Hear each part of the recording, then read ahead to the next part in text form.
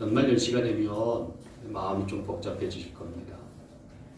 한 해 동안 결실이 많이 있고 또 새로운 해에 뚜렷한 그런 목적과 소망을 갖고 있는 분들은 온갖 기대를 갖고 또 희망이 있을 텐데, 그렇지 못한 분들은 마음속에 또 이렇게 한 해가 지나가는구나, 세월이 참 빠르게 흘러간다, 이런 생각을 가지면서 뭔가 아마 허전하고 또 공허하고 또 험한 생각이 들 수가 있습니다. 그 마음에 우울함이 생길 수가 있어요. 오늘 본문에 나오는 베드로도 아마 그런 똑같은 심정이었을 겁니다. 베드로는 갈릴리 바다에서, 오늘 게네사렛 호숫가라고 나와 있는데 갈릴리 바다와 같은 그런 호수예요. 이 갈릴리 바다에서 고기 잡는 어부였지 않습니까? 어느 날 밤새도록 그물을 내리면서 고기를 잡는데 한 마리도 잡지 못했습니다. 그래서 아침이 되어서 빈 배를 바닷가에다가 대고 그물을 씻으면서 속으로 그런 생각을 했을 겁니다. 내가 밤새도록 헛수고했구나. 한 마리도 잡지 못했으니 내가 과연 어부 맞나? 이런 생각에 허탈한 심정을 지우지 못했을 거예요. 그런데 그런 허탈한 그런 심정까지 그물을 싣고 있을 때에 예수님께서 그 베드로에게 찾아오셨어요. 그래서 그 베드로가 예수님을 만나고 예수님께서 하신 말씀대로 깊은 데로 가서 그물을 내렸더니 그물이 찢어질 정도로 많은 고기를 낚았다. 이게 오늘 본문의 내용입니다. 여러분, 우리 인생도 살다 보면 말이죠, 내 인생이 빈 배처럼 느껴질 때가 있어요. 지나온 세월들과 지난 1년을 가만히 돌이켜보면은 내가 참 큰 빈배 같은 그런 허전한 인생을 내가 지나왔구나, 이렇게 느낄 때가 없지 않아 많이 있습니다. 연말 연시가 되면은 우리 안에 그런 허무함이 마음속으로 전해오는데요. 우리가 이럴 때에 어떻게 해야 될까요? 크게 세 가지로 말씀을 드리려고 합니다. 여러분, 우리가 인생을 살다가 빈배와 같은 상황을 만나게 되어지면은 먼저 포기하지 말아야 됩니다. 같이 한번 읽습니다. 시작. 끝까지 포기하지 말아야 한다. 베드로는 밤새도록 헛수고를 하고 빈배로 돌아왔지만은 포기하지 않았어요. 오늘 여기 2절 말씀을 보시면은 예수께서 보시니 배 두 척이 호숫가에 되어 있고 어부들은 배에서 내려서 그물을 싣고 있었다 그랬죠. 그물을 싣고 있었다라는 얘기는 그물을 정비하고 수선하고 있었다라는 얘기인데, 어젯밤에 밤새도록 그물을 내렸지만 거기 한 마리도 잡지 못한 이 실패한 상황 속에서 그물을 씻었다라는 것은 무슨 얘기인가요? 포기하지 않았다는 얘기죠. 그러니까 내가 고기 잡는 일들을 다 포기했다면 그물을 씻을 필요가 없는 거예요. 그물을 그냥 내버려 두면 되는 거죠. 다시 그물을 씻고 수선할 이유가 없습니다. 그런데 오늘 그물을 씻었다라는 얘기는 포기하지 않았다는 얘기예요. 어제 실패하고 빈배로 돌아왔지만 아직 끝나지 않았다라는 거예요. 그래서 이걸 보면은 베드로가 빈배로 돌아왔을지라도 그러면 포기하지 않는 정신이 있었구나라는 것을 알 수가 있는 겁니다. 여러분, 지난 한 해 동안 여러분 앞에 어떤 일과 또 어떤 문제가 닥쳤는지 저는 알 수는 없지만은, 그러나 어제의 실패가 오늘의 실패로 이어진다는 법은 없잖아요. 그렇죠? 어제 실패했기 때문에 내가 오늘도 실패할 것이다라고 하는 것은 그건 기우죠. 근데 이제 많은 사람들이 그런 기우에 어린 생각들과 우려를 많이 하고 있어요. 어제 실패했기 때문에 내가 오늘 실패할지도 모른다라고 하는 이런 착각, 이런 염려, 이런 두려움이 있어요. 그래서 겁을 지려먹고요, 무서워하고 두려워하는 그런 경우들이 많이 있어요. 병원에서도요, 환자가 그 질병하고 싸우잖아요. 투병 생활을 하는데 그러다가 어느 순간에 숨을 거두는 때가 있대요. 열심히 투병 생활을 하다가 어느 한순간에 숨을 거둔 때가 있는데 그때가 언제냐면은 자신의 병이 오래 갈 때, 장기화되어질 때 싸울 의지를 더 이상 갖지 않고서 포기하는 그런 순간들이 온다는 거예요. 아, 이 병이 밑도 끝도 없이 가겠구나. 이렇게 생각이 들면은요, 스스로 자신을 놓아버린다는 거예요. 회복의 의지를 다 내려놓고요, 포기한다는 거예요. 그러면 그때부터 급격히 병세가 악화되면서요, 순간적으로 숨을 거둔다는 거예요. 그래서 여러분, 살아가면서 중요한 것은 내가 이걸 포기하느냐, 포기하지 않느냐가 굉장히 중요한 거예요. 사람들이 왜 포기하는 것일까요? 사람들이 포기하는 가장 중요한 이유 중에 하나는요, 끝이 안 보인다는 것 때문에 그래요. 끝이 안 보인다. 그러니까 지금 힘들고 어려울지라도 이 끝이 보인다면은 포기하지 않는데 끝이 안 보이기 때문에 에라, 그냥 그만두자. 여기서 포기하자. 이러는 겁니다. 근데 여러분, 성경을 보면은 많은 이야기들 가운데 끝이 안 보이는 그런 상황들, 사건들이 있었어요. 특별히 이스라엘 백성들이 바벨론에 포로가 되어서 70년 동안 고난의 세월들을 겪었었는데 그 70년간의 세월들은요, 정말 끝이 안 보이는 그런 세월이었어요. 우리도 일제강점기하에서 36년의 세월을 보냈잖아요. 근데 그 36년의 그런 세월도요, 엄청나게 긴 고난의 터널 아니었습니까? 근데 이스라엘 백성들은요, 7년도 아니고 무려 70년이라는 긴 세월을 바벨론에서 속박을 당하면서 압제받는 포로 생활을 했어요. 그러니까 얼마나 절망스러웠겠어요? 얼마나 그냥 자포자기하는 상태 가운데 빠졌겠습니까? 그런데 그런 상황 속에서 하나님 이스라엘 백성들에게 뭐라고 말씀하시는지 아십니까? 이사야서 43장 18절 말씀에 보니까 이런 말씀이 있어요. 같이 한번 읽겠습니다. 시작. 너희는 지나간 일을 기억하려고 하지 말며 옛일을 생각하지 말아라. 19절. 내가 이제 새 일을 하려고 한다. 이 일이 이미 드러나고 있는데 너희가 그것을 알지 못하겠느냐. 내가 광야에 길을 내겠으며 사막에 강을 내겠다. 아멘. 무슨 말씀입니까? 바벨론 포로 생활이 계속 되어지면서 끝이 없는 것 같은데 그게 아니라 끝이 있다라고 하는 말씀인 거죠.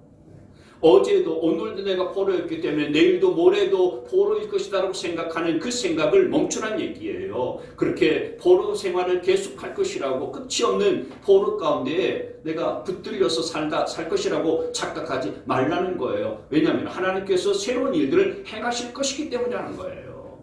하나님이 새로운 일들을 행하신다는 얘기는 뭡니까? 이제 포로 생활 70년 되면 끝난다. 그래 너희는 복 땅에 돌아간다. 그러니 여러분, 지금 내 삶이 어떤 문제에 봉착해서 내가 포기할 수밖에 없는 절망적 상황 가운데 있을지라도요, 하나님께서 새로운 일들을 행하실 것이라는 사실들을 기대하면서 그 소망을 놓지 않는 여러분 되시길 주님의 이름으로 축원합니다. 잠언 24장 16절 말씀에 보면 같이 한번 읽습니다. 시작. 의인은 7번을 넘어지더라도 다시 일어나지만 악인은 재앙을 만나면 망한다. 의인, 하나님을 믿는 사람들도요, 안 넘어지는 거 아니에요. 예수 믿는 사람들이 실패하지 않는 거 아닙니다. 실패할 수도 있고 넘어질 수도 있어요. 인생의 빈배를 경험하고 쓰라린 실패를 경험할 수도 있는데, 중요한 것은 세상 사람들과 믿는 사람들이 뭐가 다르냐? 그 실패의 자리에서 넘어지는데 다시 어떻게 됩니까? 일어서는 게 다른 거예요. 그건 물론 내 힘으로 일어서는 거 아니죠. 나를 도와주시는 하나님의 손을 잡고 새 일을 행할 것이라고 하는 하나님의 내미신 손을 잡고서 일어나는 거예요. 그렇기 때문에 여러분, 베드로처럼 어떤 상황에서도 절대로 포기하지 않기를 바랍니다. 아멘. 베드로는 한 마리의 고기를 잡지 못한 그런 상황 가운데 있었음에도 불구하고 그물을 던져버리지 않았어요. 새로운 내일을 기다리면서 그물을 싣고 있었다고요. 그러니까 포기하지 않았었던 거예요. 마찬가지예요. 올해 내가 어떤 일들에 실패했다 할지라도 내년에 이 일에 또 실패하면 어떡하나 그렇게 걱정하지 말고 포기하지 말고 나를 붙들고 계시는 하나님이 새 일을 행하실 것들을 기대하시고 포기하지 않는 인생을 사실 수 있게 되길 주님의 이름으로 축복합니다. 두 번째로 우리 예수님께서는 그 갈릴리 바닷가에 있는 수많은 배들 가운데서 유독 만선으로 가득 찬 그 고기가 가득 찬 만선의 배에 찾아오지 아니하시고요. 비어있는 배들 위에 빈 배를 찾아오셨어요. 같이 한번 읽겠습니다. 시작. 주님은 만선이 아니라 배들 위에 빈 배를 찾아오셨다. 여러분, 내 인생이 빈 배가 되면은 두렵고 불안합니다.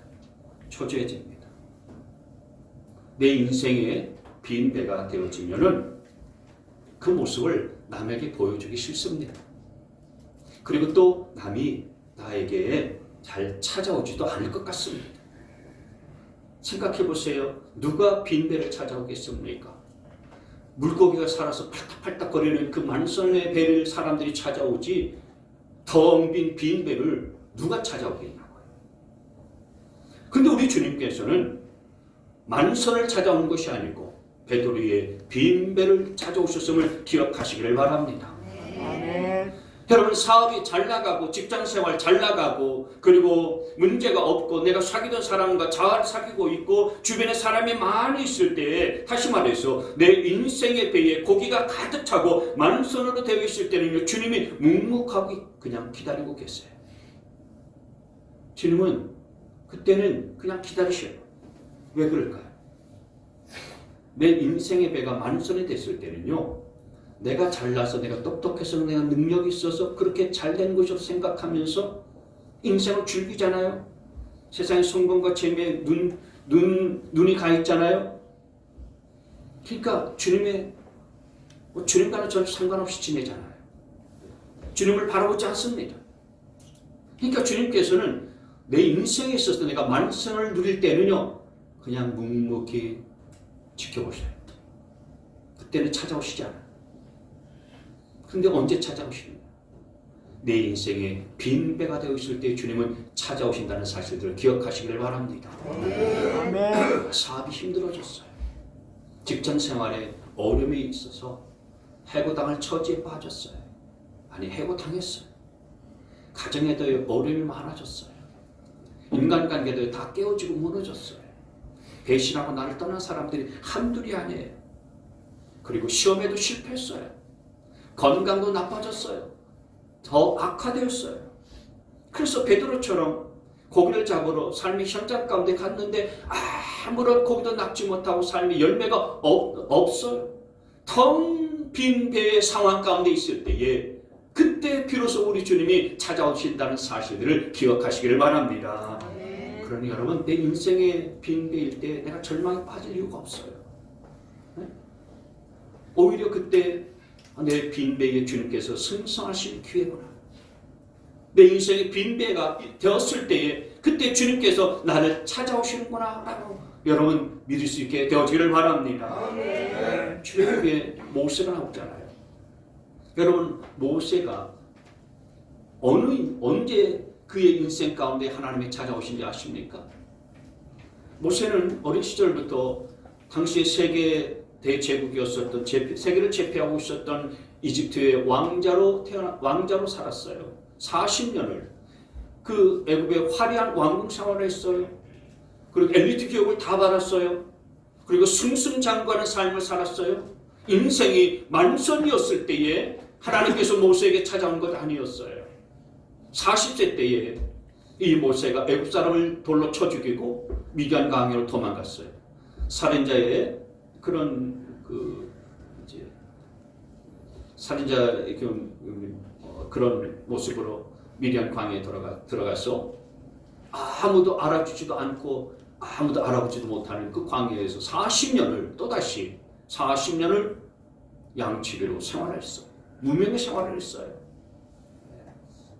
그러니까 애굽의 궁궐에서 40년의 젊은 시절을 보냈죠. 아주 만선의 그런 인생을 보냈는데 그 이후에 40년, 그래서 80세가 노인 할아버지가 되었을 때에 주변에 인맥도 다 끊어지고요. 아는 사람도 없고 알아주는 사람도 없어요. 육신은 점점점 쇠해져가요. 아무 힘도 없고요. 이론 놓은 일들도요. 아무것도 없어요. 재물도 없어요. 근데 그렇게 모든 인생이 텅 빈 배와 같은 그런 상황이 있을 때에 하나님께서 그 모세의 인생 가운데 찾아오셔서 야, 내가 너를 이스라엘 민족을 애굽에서 출애굽시킬 지도자로 삼을 테니 내 부르심에 응하라 주님께서 만나 주신 줄 믿으시길 바랍니다. 그래서 여러분, 우리 하나님께서는 언제 찾아오셔서 내 인생 속에서 역사하시냐면은 내가 인생의 빈배를 철저하게 경험하고 아무것도 없어서 내 힘으로 할 수 있는 것은 하나도 없습니다. 겸손하게 고백하는 그 인생 속에 하나님이 찾아오셔서 그때부터 내 인생을 들어 쓰시는 줄 믿으시기를 바랍니다. 아멘. 그렇기 때문에 여러분, 내 인생에 빈배가 되어서 허전하다, 허무하다, 야, 세월만 이렇게 갔구나, 그렇게 느껴질 때에 너무 절망하지 말고요. 오히려 그럴 때에 주님이 찾아오시는구나 기대하시기를 바랍니다. 소망의 끈을 놓지 않게 되어지기를 바랍니다.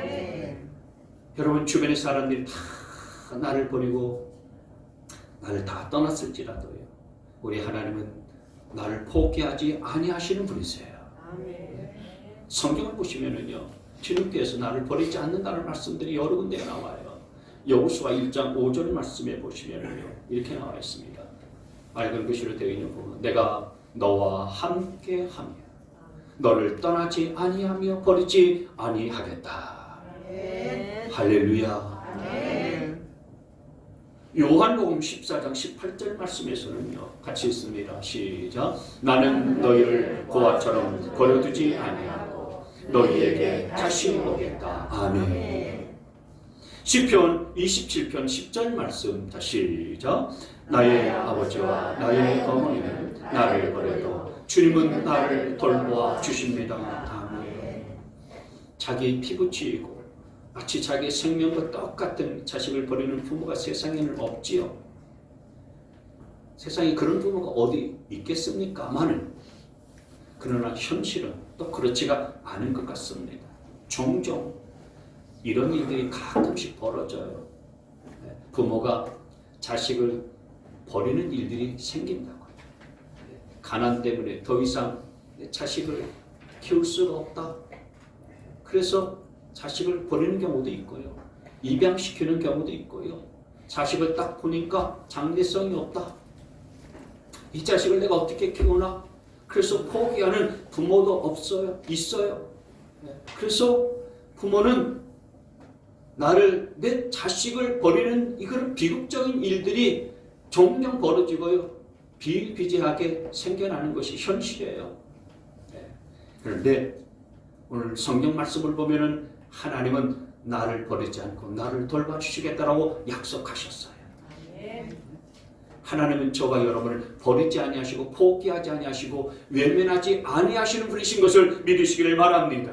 아멘. 내가 인생의 빈배 가운데 있다 할지라도 하나님은 나를 포기하지 않고 버리지 않기 때문에 오히려 나를 뜨겁게 찾아와 주시는 분이시기 때문에 그 하나님에게 기대와 소망을 걸 수 있게 되어지기를 바랍니다. 아멘. 여러분, 지금 내 인생의 빈배가 되어진 상황이라고 할지라도 내가 얻은 것도 없고 잃은 것도 없고 그리고 보이는 것도 없고 손에 잡히는 것도 없는 빈배와 같은 그런 상황과 현실이라고 할지라도 이때가 하나님을 만날 수 있는 가장 뜨거운 기회인 것들을 기억하고 소망을 잃지 않는 여러분 되시길 주님의 이름으로 축원합니다. 아멘. 마지막으로 세 번째, 우리가 빈배와 같은 상황에 직면했을 때는 인생의 코치를 바꿔야 돼요. 같이 있습니다. 시작. 인생의 코치를 바꿔야 합니다.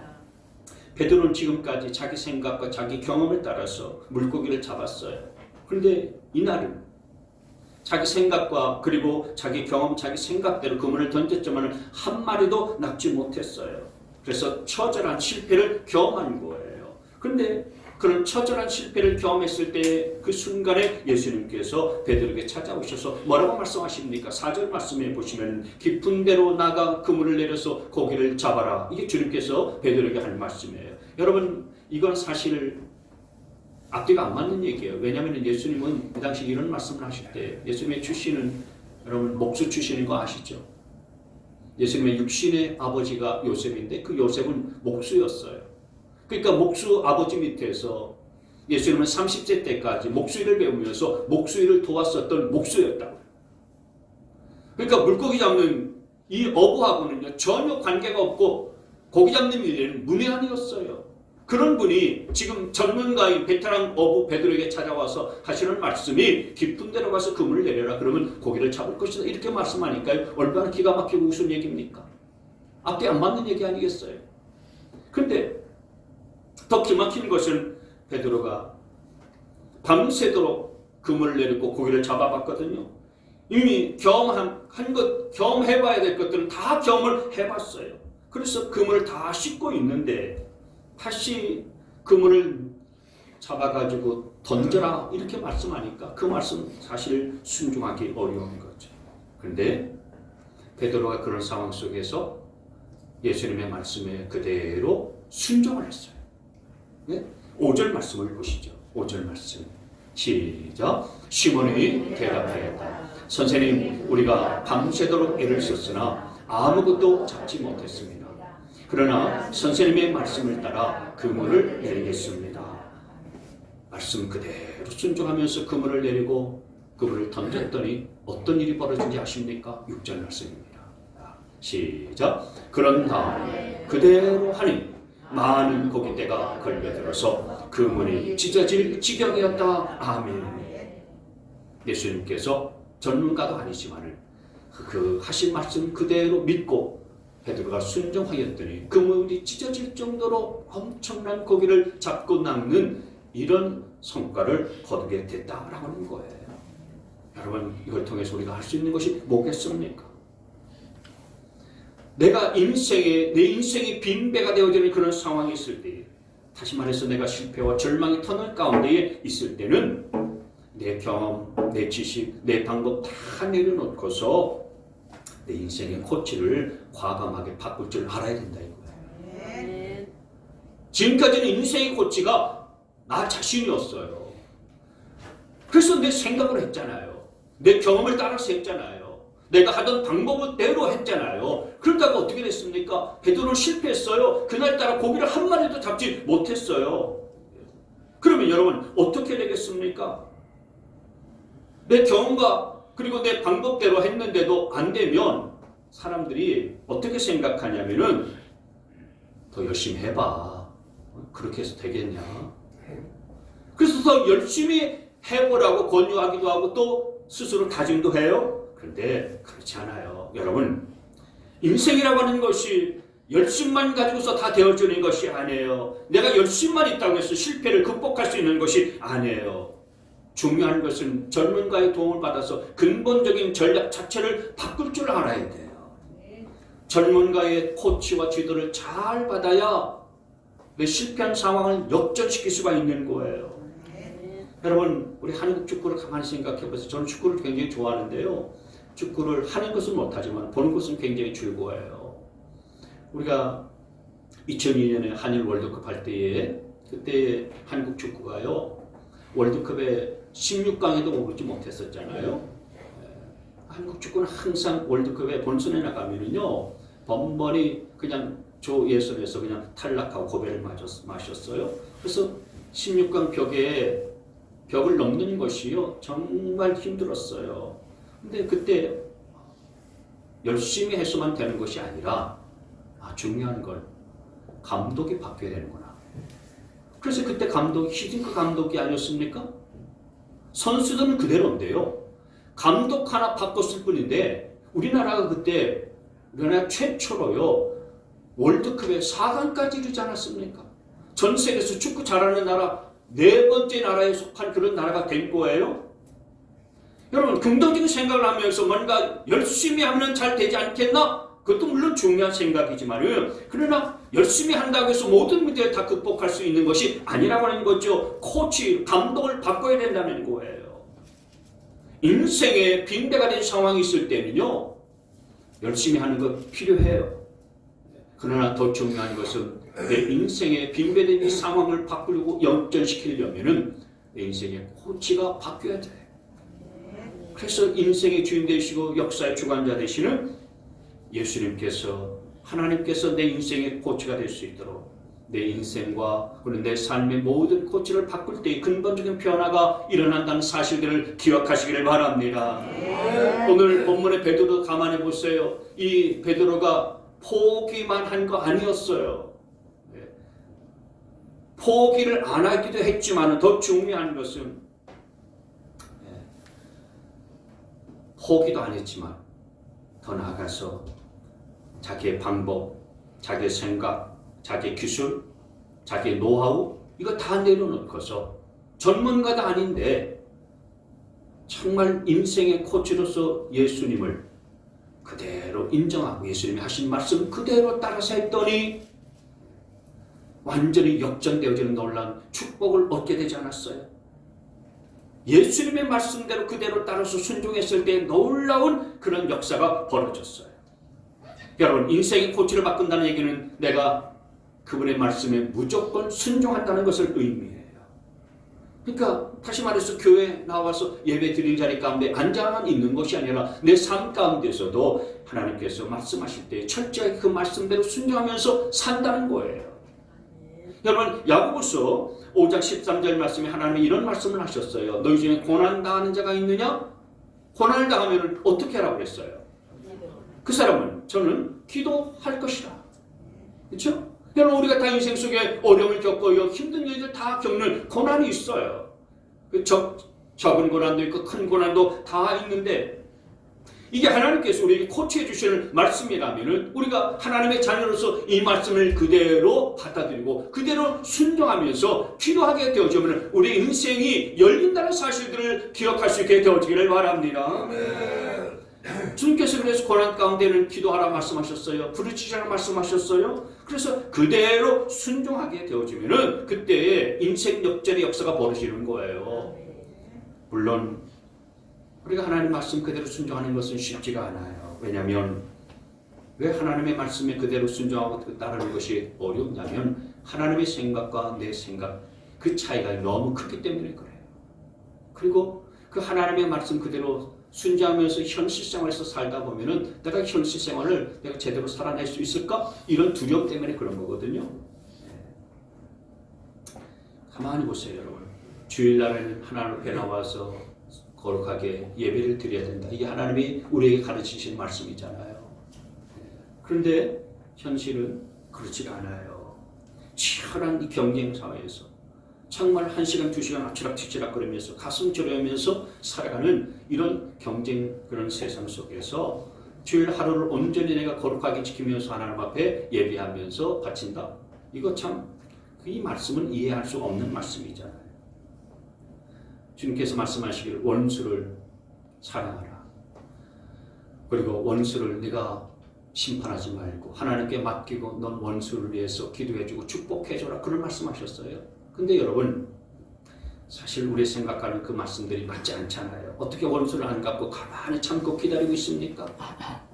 그런 사람 많지 않습니다. 근데 우리 인생의 코치 되시는 하나님은 그렇던 말씀들을 저와 여러분 가운데 주시는 거예요. 그렇게 한번 해보라는 거예요. 지금 경제가 힘들고 어렵잖아요. 지금 내 코가 섭자고요. 먹고 사는 것도 빠듯해서 죽겠는데 교회 오면 날마다는 아니지만 헌금해라, 11조 해라. 저는 그렇게 헌금을 강요하는 일이 없습니다만은 하나님 앞에 물질을 드리십시오. 11조를 하십시오. 그러니까 여러분, 우리가 상식적으로 이것도 사실 이해가 되지 않죠. 모든 사람들이 다 편법을 써서 그냥 벌려고 한 거예요. 경쟁에서 이기려고 하는 이런 세상 속에서 정직하게 살아라. 그리고 불법을 쓰지 마라. 여러분, 불법이 난무하는 이런 세상 속에서 이런 말씀도요, 사실 이해가 안 되고요. 말씀은 맞는 말씀이지만 현실과는 동떨어진 그런 말씀으로 여겨지잖아요. 그럼에도 불구하고 우리 인생의 코치가 되시는 하나님께서는 이런 가르침을 계속해서 우리 가운데 말씀하시고요. 이런 가르침을 우리 가운데 계속해서 행하고 계세요.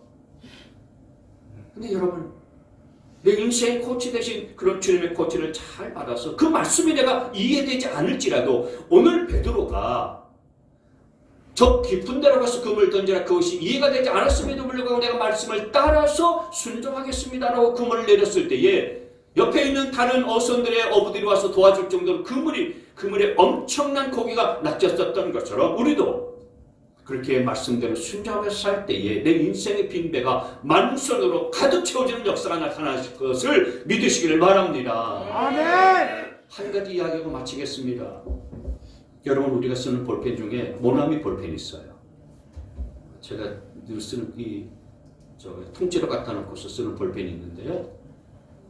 저 뒤에 우리 사모님 그 볼펜 있습니까? 모나미 볼펜 있죠? 빨간색, 파란색, 검은색.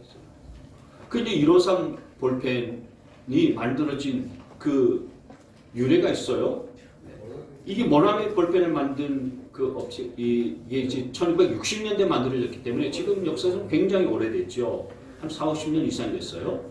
이 모나미 업체를 세운 분이 송상석 회장이라고 지금 연세가 94이나 되셔서요. 장수하시고 계시는 분이세요. 지금은 그 회사를 그의 장남이 경영하고 있더라고요. 근데 이분이, 이 장로님이 그 모나미 볼펜 업체 회사를 세울 때에 그때 경쟁 업체도 많고요.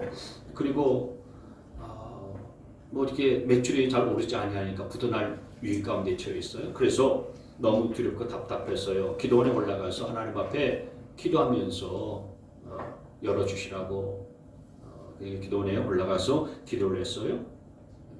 올라가서 기도해야 될 기도의 제목은 하나님 우리 회사 부도 위기에서 막아주세요. 도와주세요. 이런 기도를 하려고 올라갔는데 기도 중에 성령님께서 이 장로님의 마음속에 감동 주시기를 자신의 죄를 깨닫게 해주시는 감동을 주시더라는 거예요. 내가 그동안 얼마나 가짜 집사였는지 그리고 얼마나 무늬만 내가 그리스도인이었는지 성령님께서 마음속에 그걸 깨닫게 해주시더라는 거예요. 그래서 그 기도원에 올라가자마자 회개가 터지는 거예요. 하나님, 제가 사업한답시고 바쁘게 그냥 돌아다니면서 집사로서 주일 성수도 제대로 못했고 그리고 하나님 앞에 물질의 주인이신 아버지 하나님 앞에 제가 물질과 신주생활도 제대로 못했습니다. 내가 물질의 주인 노릇하면서 내 마음대로 펑펑 그냥 써대면서 살았습니다. 그리고 집사임에도 불구하고 바쁘다는 핑계로 기도도 제대로 못했습니다. 하나님, 근데 이제는 제 삶을 바꾸겠습니다. 회개하겠습니다.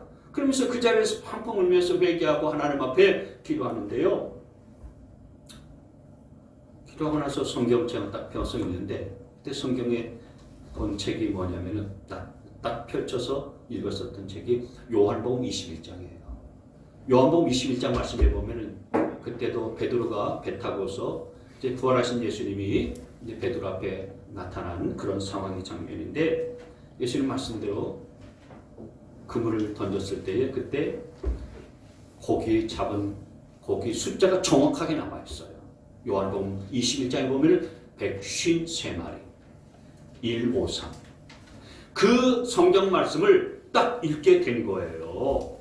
그래서 그 말씀을 읽고서 감동을 받아서 그럼 하나님, 제가 이 볼펜 이름을 153이라고 짓고 이 볼펜을 만들어서 제작해서 팔도록 하겠습니다. 그래서 볼펜 이름이 모나미 153. 여러분 볼펜 보시면은 모나미 뒤에 153이 있어요. 153이 성경에서 물고기 베드로가 그물을 던져서 물고기를 잡은 153마리예요. 그래서 그 모나미 볼펜을 그렇게 팔면서 회사의 부도 위기에서 벗어나게 됐고요. 오늘날에도요 다른 많은 필기구를 그렇게 판매하면서 이 모나미 볼펜만 해도요 한 수십억 자루가 팔렸다고 그러더라고요. 하나님께서 엄청난 복을 부어주신 거예요. 빈배가 된 상황이 있을 때에 하나님이 그 인생에 찾아오셔서 만선이 되게 만들어 주신 겁니다. 하나님이 말씀에 그렇게 순종하며 사는 삶을 살았을 때에 그의 인생을, 사업을 역전시켜 주시는 은혜와 축복을 베풀어 주신 거예요. 아멘. 여러분, 지금까지 내 인생 속에서 내가 주인이 되어서 내 마음대로 생각하며 판단하며 그렇게 내 생각대로 살아왔는데 그게 안 됐으면 더 열심히 하려고만 하지 말고 내 생각, 내 방법, 경험 다 내려놓고서 인생의 코치를 바꿀 수 있게 되어지기를 바랍니다. 하나님이 내 인생의 코치가 되어주신다면 여러분의 빈 배가 만선이 될 줄 믿습니다. 새로운 해에는 여러분의 빈 배가 된 그런 인생에 주님 찾아오셔서 만선으로 가득 채워주시는 그런 축복의 역사가 넘쳐날 수 있게 되시길 주님의 이름으로 축원합니다. 우리 주 예수 그리스도의 구원의 은혜와 하나님 아버지의 무궁무진하신 사랑과 성령님의 내주교통 충만하신 역사심, 내 인생의 빈배가 되었을 때 포기하지 않게 하시고 무엇보다도 내 인생 가운데 찾아와 주셔서 그 빈배를 만전으로 채워주시고 역전시켜 주시고 말씀 그대로 순종할 때 새롭게 하여 주시는 그 하나님을 바라보며 새로운 소망을 갖고서 뒤집고 일어서기를 원하는 우리 모든 성도들 머리 위에 지금부터 영원토록 함께 하시기를 간절히 축원하옵나이다. 아멘.